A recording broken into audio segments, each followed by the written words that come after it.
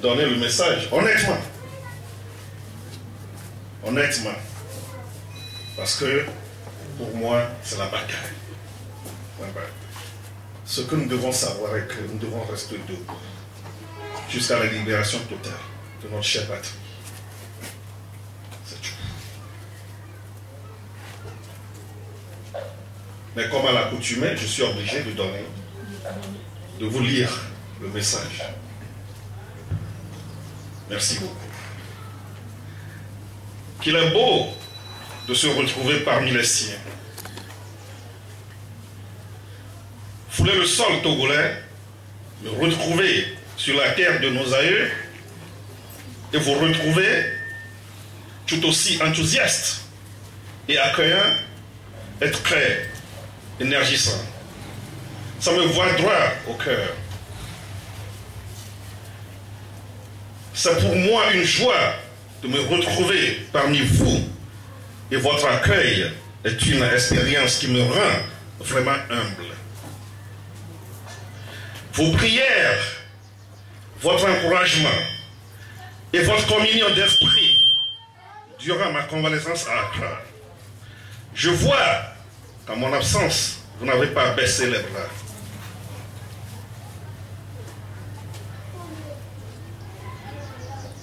Ce qui s'est passé encore hier, nous l'avons vu.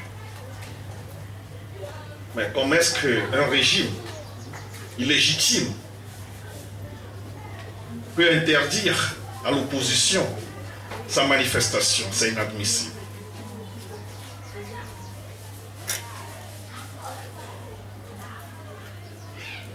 Je vois qu'à mon absence, vous n'avez pas baissé les bras. Ce qui prouve, si besoin en est, que vous n'avez que trop compris que cette lutte, c'est notre lutte à tous et à toutes. Mais c'est avant tout une lutte sur l'initiative de vous, le peuple togolais, et non un dictat des leaders de quelque bord que ce soit. Et c'est justement votre détermination d'aller jusqu'au bout qui nous conduira au finish line, qui est la victoire finale de la démocratie sur les forces de la dictature et du despotisme.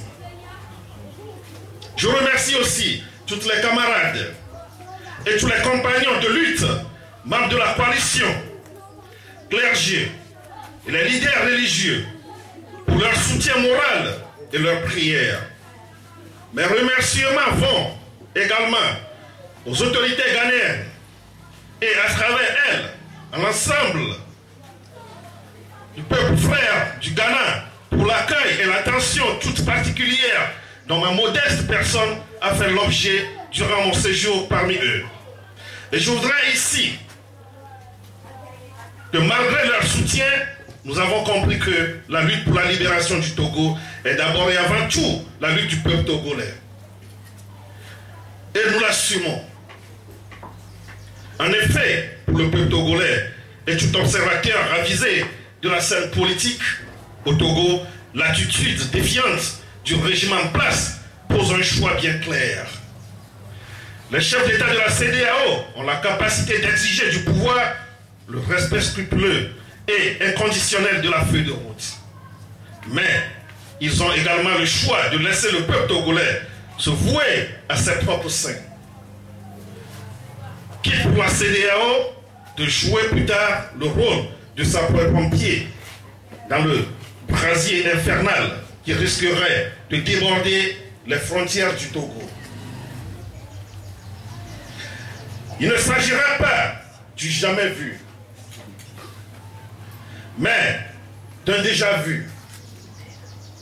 Il y a quelques années seulement, la population amis des États frontaliers avec le Togo avaient vu des masses de Togolais et de Togolaises, surtout des femmes et des enfants, déferler sur leur communauté. En bon africain à la tradition accueillante, ces populations avaient bien accueilli et bien traité leurs frères et sœurs togolais qui fuyaient une dictature sanglante. Moi-même, je viens de rentrer du Ghana pour une attention médicale et je salue la fraternité des Ghanéens et l'attention des autorités ghanéennes à mon endroit. C'est dire que dans notre lutte pour la démocratie du Togo, du régime sanguinaire de Faure Gnassingbé, ni le Ghana, ni le Bénin, ni le Burkina, encore moins la Guinée et les autres pays de la CEDEAO ou de l'Union africaine ne sont nos adversaires politiques. Bien au contraire.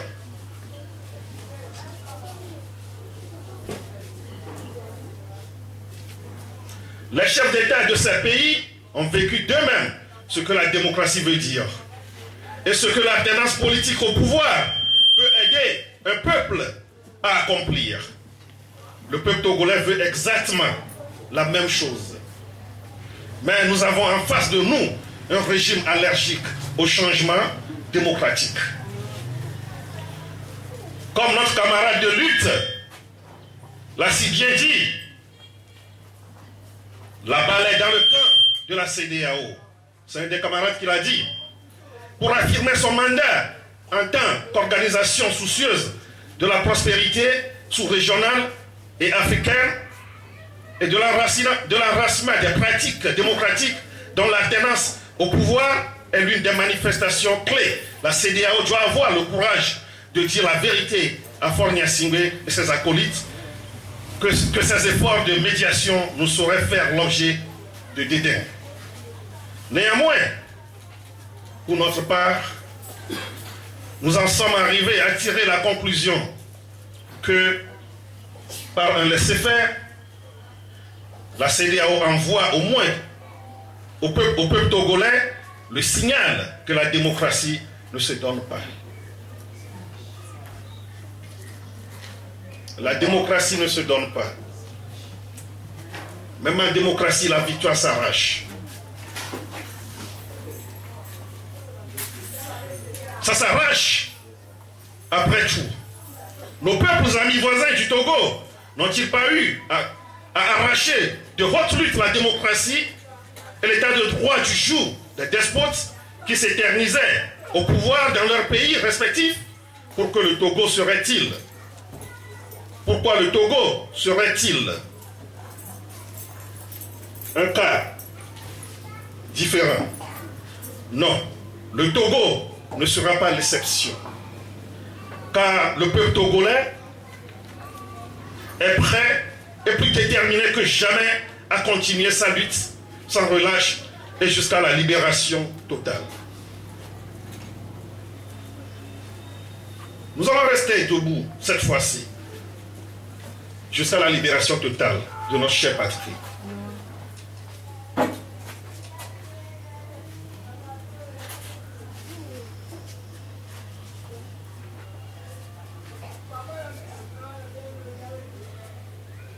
Non, le Togo ne sera pas l'exception, comme je viens de le dire. Il y a la démocratie partout. Nous avons 15 pays, si j'ai bonne mémoire, dans l'espace CEDEAO. 14 pays connaissent la démocratie. Pourquoi pas ce petit pays, le Togo? Qu'est-ce qu'on attend? Ils ont des armes, c'est bien. Ils peuvent nous tuer, comme l'a dit Tavio Yawamorin. Ils ont la force, ils pourront nous asservir. Mais on ne tient les mouvements sociaux ni par la force, ni par le cri. L'histoire est à nous, c'est le peuple qui la fait. Tavio Yawamorin, très assommant.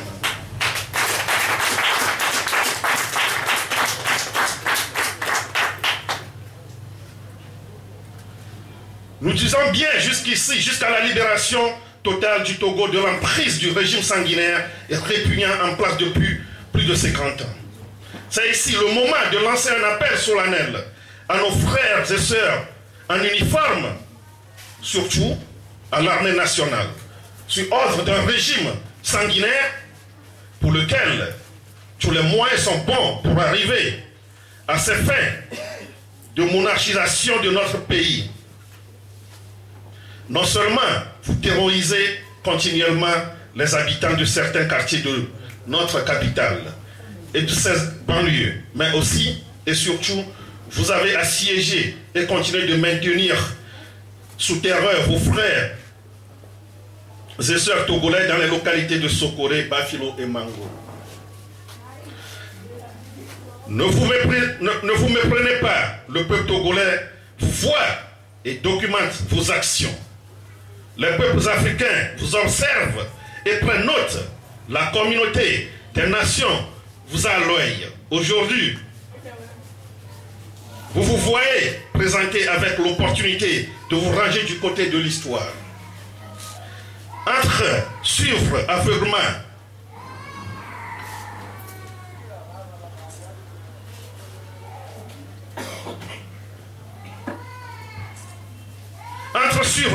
les ordres d'un régime chancelant et aux abois qui vous jettent lâchement à l'assaut du peuple togolais dont le seul crime est de vouloir l'alternance au pouvoir et le respect de leurs droits citoyens pour de meilleures conditions de vie. D'une part, et montrer votre compréhension du dynamisme de ce même régime sanguinaire à vous utiliser pour atteindre son objectif de transformation du Togo en une monarchie d'autre part.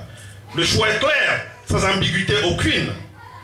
Si vous choisissez d'être du côté du peuple, vous rentrerez dans l'histoire pour avoir fait preuve de rédemption et de solidarité avec un peuple meurtri par les abus sans nom d'un régime assoiffé du pouvoir. Vous savez, dans un pays, même dans tous les pays du monde, s'il y a des problèmes entre un pouvoir et son peuple, qui doit être l'arbitre, c'est l'armée. Qu'est-ce que l'armée togolaise attend? Je ne demande pas, je n'appelle pas l'armée togolaise à faire un coup d'État. Mais ça va dans leur intérêt. Il faut que l'armée togolaise agisse. Il faut que l'armée togolaise agisse. L'armée togolaise doit agir. L'armée togolaise doit agir. Mais un coup d'État, ce n'est pas une mauvaise chose. Si on peut faire un coup d'État pour libérer son peuple de la dictature, on ne peut que la féliciter. On ne peut que la féliciter. Si l'armée togolaise peut faire un coup d'État à Fort Gnassingbé ce soir même, on ne peut que la féliciter.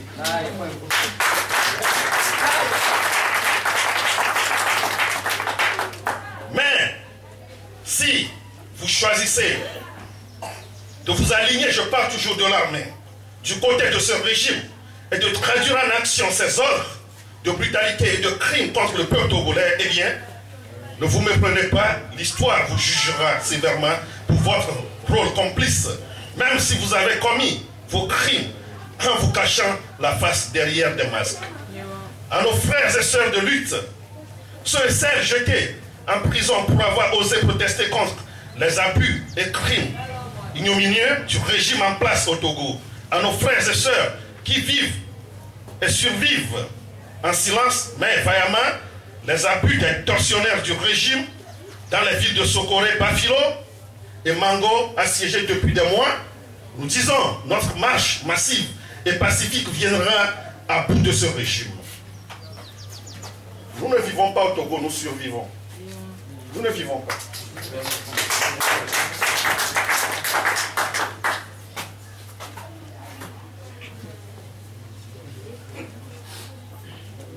À nos frères et sœurs de lutte, ceux et celles jetés en prison pour avoir osé protester contre les abus et crimes ignominieux, comme je viens de le dire. Mes frères de Noubouéké, de Anokwinka, il y en a encore d'autres, Rejad, et les autres qui sont toujours dans les prisons, qui croupissent dans les prisons du Togo. Ils sont nombreux. Nous ne devons jamais arrêter cette lutte parce qu'on nous arrête, parce qu'on nous tue. Non, pas du tout. C'est quand on nous tue que nous devons redoubler nos forces. C'est quand on nous tue, c'est quand on nous tabasse que nous devons redoubler. Mais je n'avais pas vu le grand combattant à ma gauche ici. Ah ouais, du courage. On est ensemble.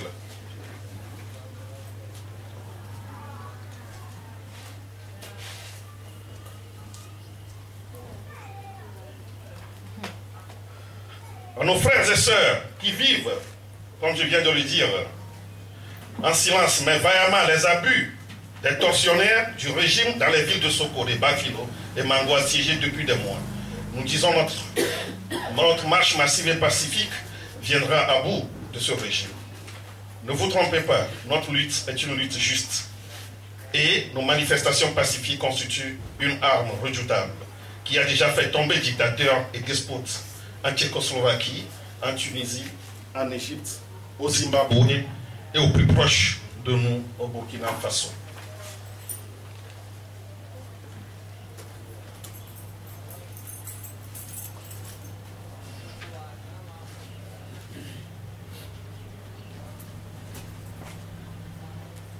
Togolaises et Togolais, avant de terminer mon allocution, je voudrais ici lancer un appel pressant de résistance et de mobilisation à toute la population togolaise. Les femmes, les hommes, les vieillards, la jeunesse et les enfants, à toutes les couches sociales et à tous les secteurs d'activité pour un énième devoir de sacrifice. Il nous reste très peu d'efforts pour faire tomber leur mur de Jéricho. Je nous exhorte pour ce faire, à compter de demain, tous les jours, où que vous soyez, au marché, à la maison, au travail, à prendre 30 minutes tous les jours, à faire, primo, la prière, que tout le monde fasse sa prière, pour demander le départ de ce pouvoir. Que tu sois animiste, que tu sois chrétien, que tu sois musulman, que tout le monde fasse sa prière. Et aussi, nous devons faire des bruits avec les klaxons de vos voitures, motos, avec des sifflets en tapant sur les casseroles, etc. Faisons un grand tintamarre pour secouer les dernières fondations de la dictature cinquantenaire d'Agnasimbe et pour nous faire entendre dans tous les pays de la CEDEAO. Je voudrais également demander à toutes les confessions religieuses, comme je viens de le dire,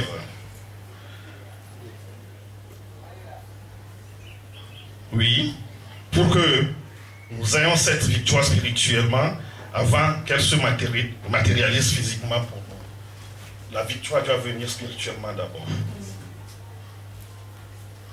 Mais comment nos grands-parents se sont battus pour avoir Abloni pour nous. Mais la grande bataille, c'est au niveau spirituel. Et nous le faisons déjà. Et nous allons continuer. Si ça ne se faisait pas, nous on vient de commencer. Et je vous rassure, vous verrez. Vous verrez bientôt.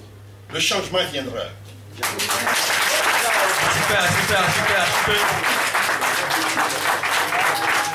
Or, Agnasimbe ne va plus dormir jusqu'à son départ. Il ne va plus dormir jusqu'à son départ. Nous allons passer par tous les moyens pour le faire partir. S'il ne veut pas que nous soyons en liberté, que nous dormons chez nous, lui aussi. Comme on le dit chez nous, il est normal dans on a trop laissé le temps à Fort Agnasimbe. On a trop fait une... on a été... C'est comme... Notre lutte avant, c'était comme... On le caressait. Oui, on le caressait, c'est comme on est dans un pays normal, démocratique. Non! Nous avons en face de nous un dictateur, une dictature. Nous avons en face de nous une dictature. Il faut le bousculer, nous devons bousculer Fort Agnasimbe. S'ils doivent lancer des gaz, s'ils doivent tuer les Togolais tous les jours, il faut que ça se fasse.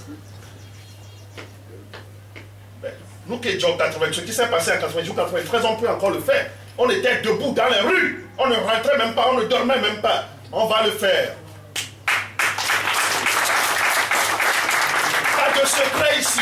Ce n'est pas du secret. Merci, mon président. C'est ce que nous pouvons faire pour les faire partir. Pour terminer, comme je viens de le dire, dans un pays, quand il y avait des problèmes au Ghana, dans les années 70, c'est un militaire qui s'est levé pour dire ça suffit. C'est John Jerry Rawlings.